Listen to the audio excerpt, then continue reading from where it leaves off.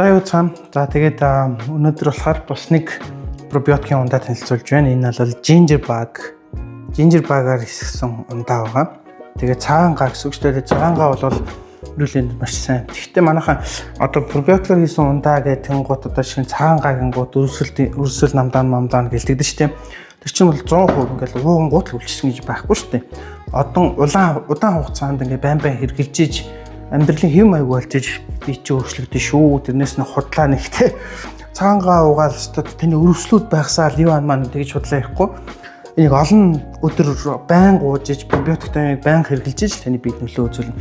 Цагаангаагаар ихсэн ginger bug гэдэг ginger bug гэсэн. Би ginger bug-ыг дараа нь тайлбарлаж өгье. Тэгээ энийг яаж ихсэн бэ гэвэл ginger bug-а бэлтгэсэн байж байгаад энэ стартер шингэн баггүй эсгэлтийн. Ginger bug-а бэлтгэсэн байж байгаад би болохоор гэртээ үлдсэн байсан. Нэг удаа жимс аваад үлдсэн байсан жижиг сажиг жимсүүдээ бүгдийг бөөгнүүлээд жоохон сахар хийж аваад буцалгаад тэгээ гарсан шүүсэн дээр нь ginger bug-а хийгээд эсгэгдсэн байгаа гэсэн.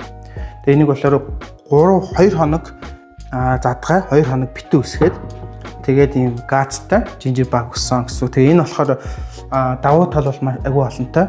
Нөгөө газтай учраас ходоод модоод нь сайн. Тэгээд пробиотик нөгөө сүм хүчлийн бактерийн пробиотик маш өндөртэй. Тэрээс нь ginger учраас өрөвсөл бас дандаа.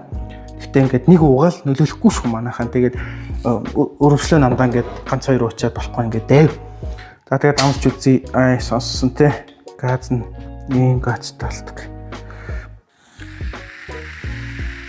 Сонсч байна. Газ дондол гэсэн үг. Ямар ч чихэр байхгүй. Чихэр нь бүр баг болчих.